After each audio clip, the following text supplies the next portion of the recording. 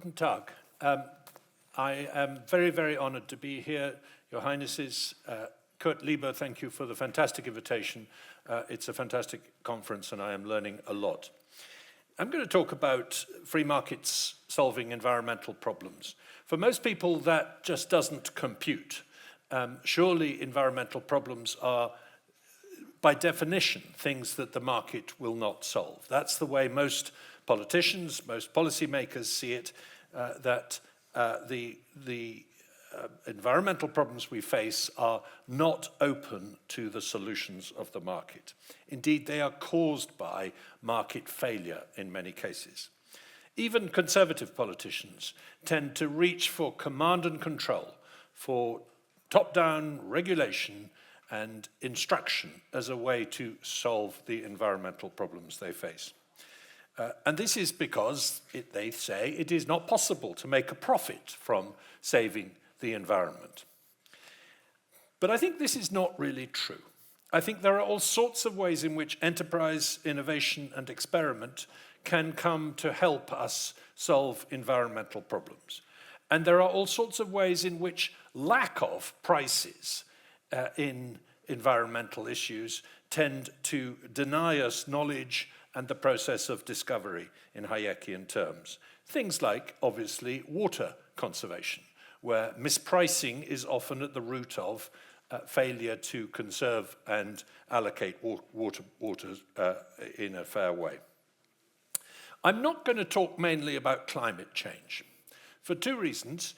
One, because I want to talk about more important environmental problems, things like wildlife conservation, marine pollution, overfishing of the oceans, which I genuinely think are more urgent, but also because I think too much of the conversation about the environment is about climate change, and that actually it's important to look at other environmental issues at the same time. But many of the arguments I'm going to make will, I think, apply also to climate change problems. I want to start with this formula. This was a very influential mathematical equation that was published in the early 1970s by Paul Ehrlich, who died earlier this year, and John Holdren. And it's their way of saying that the market is the problem for the environment, that capitalism and economic growth are the source of all our problems.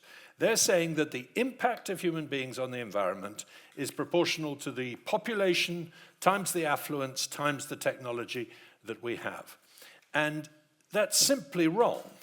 We know, for example, that our ancestors with very, very small populations wiped out mammoths and woolly rhinoceroses and giant kangaroos on an extraordinary scale 10,000 years ago. So there are all sorts of places with low populations and big environmental problems, with high populations and better environmental outcomes.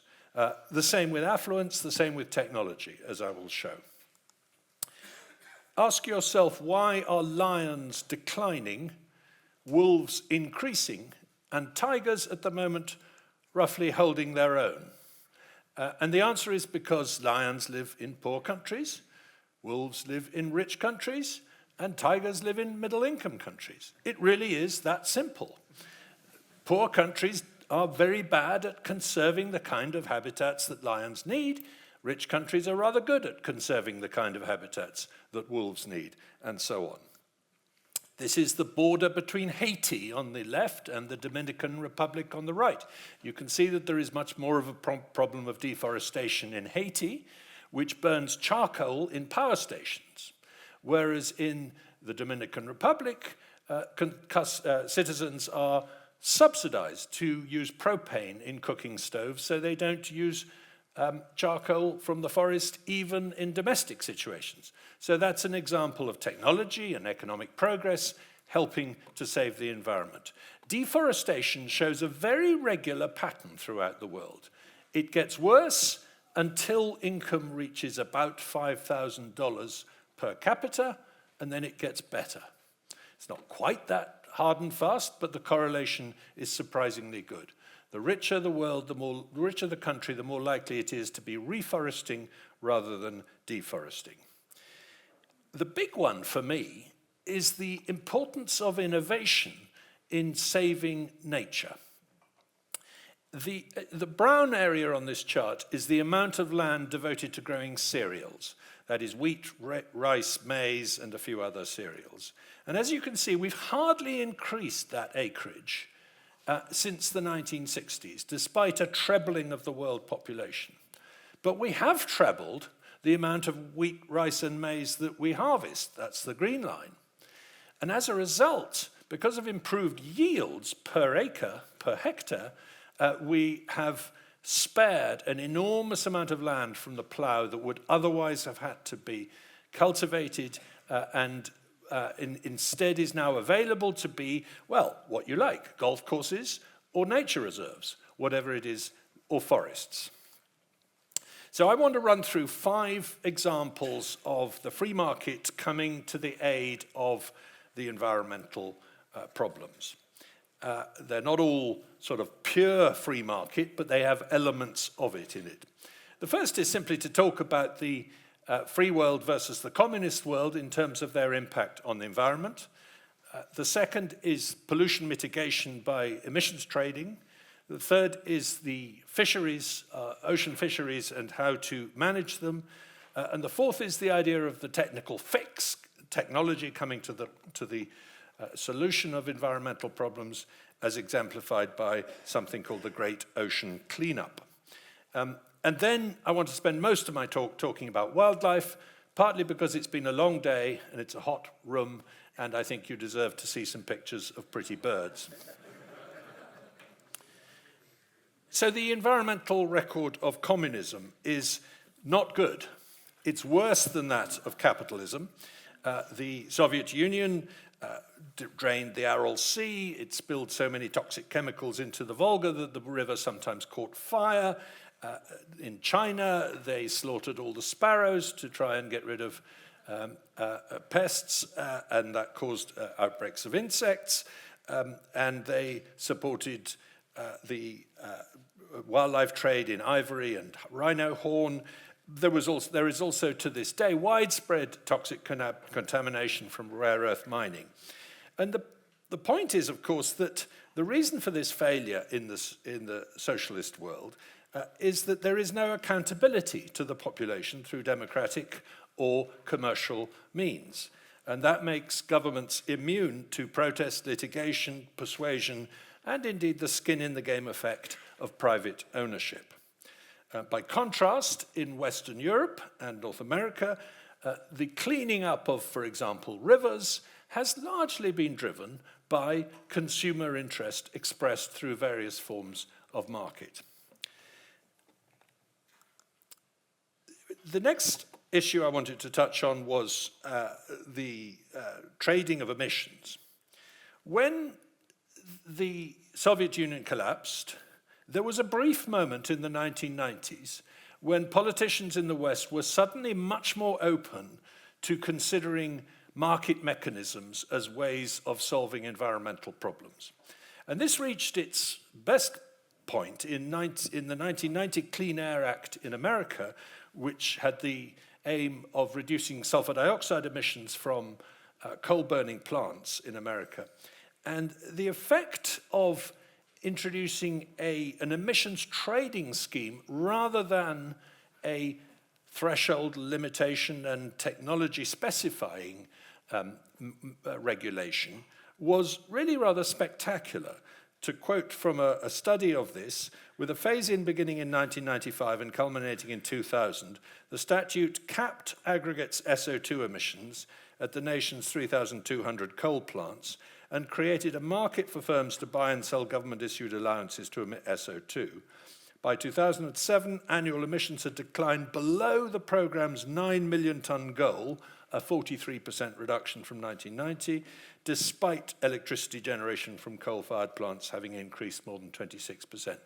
So this produced a result way ahead of target, faster than if that target had simply been imposed. Now, why didn't that catch on more? And why has it, on the whole, been a failure with respect to carbon dioxide as opposed to sulfur dioxide? And the answer is because of very badly designed emission trading schemes that had the wrong prices in them and were essentially artificially rigged from the start. But we can go into that more in questions if you like. How do you control the overfishing of the oceans? The traditional way is to use command and control to impose a quota and punish anybody who disobeys. And the result of this is that you can either limit the number of fishing boats, or you can limit the effort, the amount of time each boat can spend on the ocean. And in the case of the herring fishery of Alaska, this has now reached the point where the season for catching herring lasts hours rather than months. As you can see, all these boats go zooming out on the day they're allowed to, when the herring are spawning, to catch them. And there's no room on the sea between these nets. That's a hugely overcapitalized industry, because you've got to think of something else to do with your boat for 364.5 days a year. So that's not a terribly efficient way of regulating a fishery. And on the whole, command and control has been very bad at preventing overfishing in the oceans. There is a better way. It's called individually transferable quotas, where you set a quota for a particular fishery and say, this is the tonnage that can be caught this year. The government does do that. But it then says the individual fishers own certain fixed percentages of that quota. They don't own a tonnage, they own a percentage. And they can buy and sell that percentage to other people. Now they have skin in the game to make sure that their percentage equals a very large tonnage. And they are not only interested in maximizing their own take, they are also interested in making sure that they don't overfish and destroy it for their heirs and successors. And they are also incentivized to police their neighbors and make sure they're also obeying the rules. So it's a self-working system. Now, it's not perfect, and it doesn't work everywhere, and it does have the drawback of creating a huge amount of fairly concentrated wealth in successful quota owners. So it's not for everybody, but there are fisheries around the world, such as Icelandic capelin, Falkland squid, New Zealand orange roughy, Chilean jack mackerel, and others, where ITQs are working very well. And this is the results of a study of ITQs. The dotted line is the date of enactment of the individually transferable quota, and you can see that while some of them fail, the general effect is a dramatic improvement in the sustainable fishery. Technical fixes.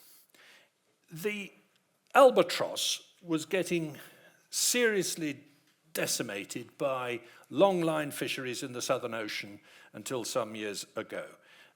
They would see the long lines, the baited hooks going into the water, and they would dive down to eat them, and then they get caught on the hooks and they would drown. And people said we needed to ban long-line fisheries. The industry said, no, why don't you let us invent technologies that solve the problem? These include colored streamers that simply put the birds off until the bait is sufficiently deep underwater. 2 or 3 different technical fixes have essentially solved this problem. It didn't need a ban, it just needed ingenuity. But the real example of a technical fix I want to talk about is this bloke.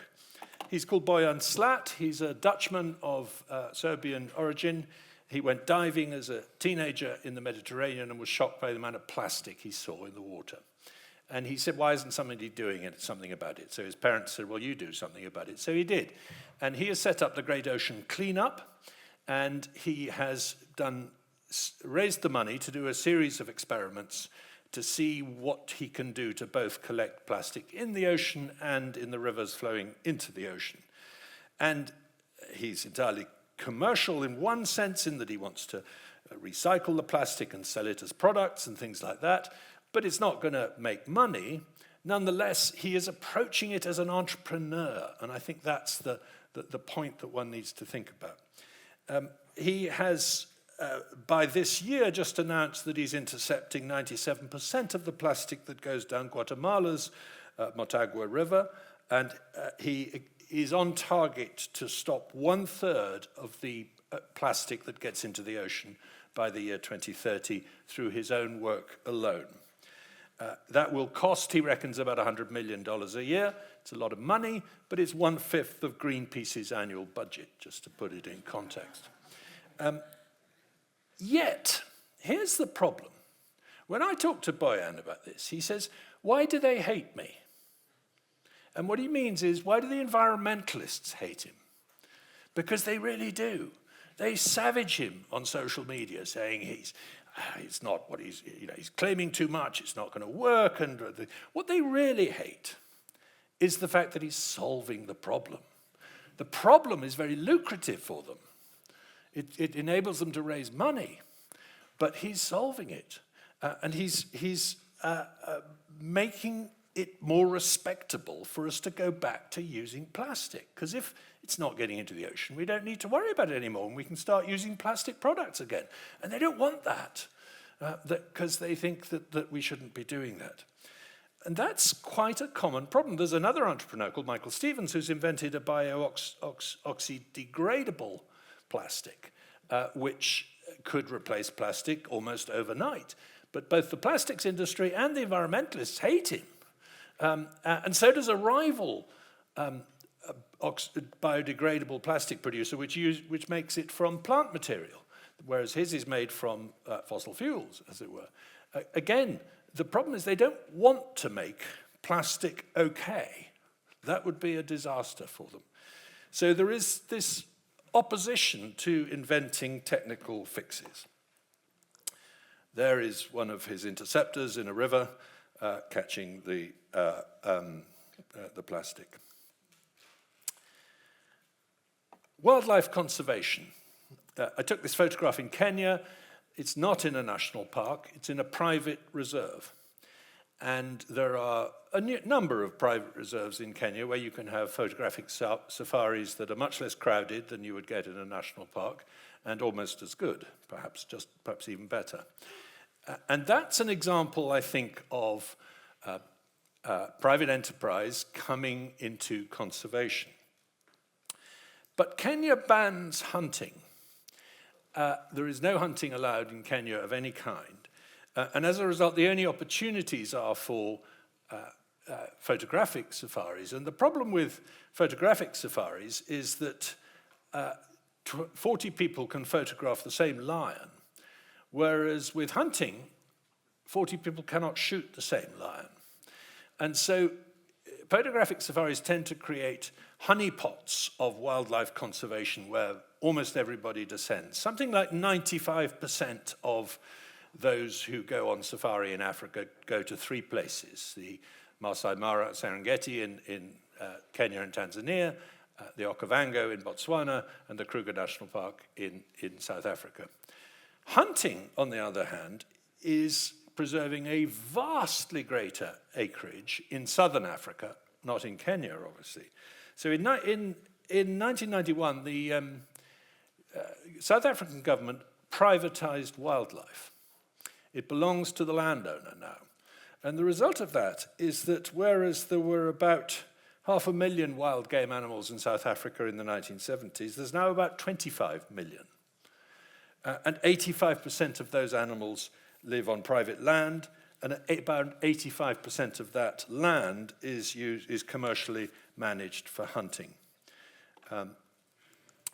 In Mozambique, an area devastated by civil war, and where the wildlife had been almost completely wiped out, the Cutada 11 Conservancy was founded by an entrepreneur called Mark Haldane not that long ago, and now has 25,000 buffalo, the largest concentration of sable antelope in Africa, a rehabilitated habitat larger than the Masai Mara. And the hunting that is done there produces fees which support local employment, agricultural equipment, meat, which is shared among people, and each lion that is killed by a Western hunter yields $150,000. That's a really significant sum compared with what a lion can yield through photography, as it were. In Zimbabwe, the Save River Conservancy has 2,500 elephants now on a hunting preserve, and it's got a problem. It's going to have to cull 500. The habitat damage being done by these elephants is now a huge problem. And as the president of Botswana put it, when Germany threatened to ban the import, where would you like me to send 20,000 elephants that we need to cull? Which I thought was quite a good way of getting the point across. Here is a picture I took in the Masai Mara showing 40 people looking at the same lion, the point I was making earlier. But I want to draw a very close parallel between African hunting enterprises and what happens in northern climates. In Britain, in Iceland, in Norway, salmon fishing is very much a private sector activity pursued for profit, and it creates enormous incentives to preserve and assist the environment of rivers. This is a good example of harnessing private enterprise for conservation. But the one I really want to talk about is the one closest to where I live in northern England, which is grouse moors. Britain has most of the world's heather habitat, this heather-dominated moorland that covers the uplands of northern England. And that's a habitat where a bird that eats heather thrives so much that it can provide an enormous amount of sport for not just British people, but people from all over the world who will pay very good sums to come and shoot these birds. And so making the value of these hills very high. But in preserving the bird, the grouse, which is paying for the project, the side effect is to provide enormous conservation benefits for other species. In particular, the curlew, a bird where 25% of the breeding population is in the British Isles, which is declining rapidly. 2 of the world's 8 species of curlew have gone extinct. This one is heading that way. The only place it is thriving still is on grouse moors. But also the lapwing. These are all my own photographs, by the way, just in case you wish to congratulate me. The golden plover, the redshank, the woodcock, common sandpipers, dunlins, oystercatchers, and snipe. I did not take this picture. My friend took this one. My point is that this is a very good example of private sector conservation. And just like Boyan Slat's initiative, it's rather unpopular. The Royal Society for the Protection of Birds says that this activity should be made illegal, effectively, or at least regulated to the point where it can't do this anymore. They're basically jealous. They don't like the fact that the private sector is saving birds that they're not very good at saving.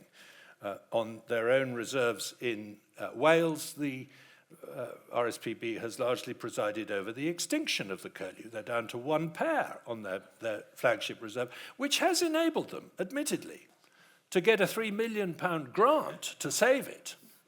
That's the way the conservation world sometimes works.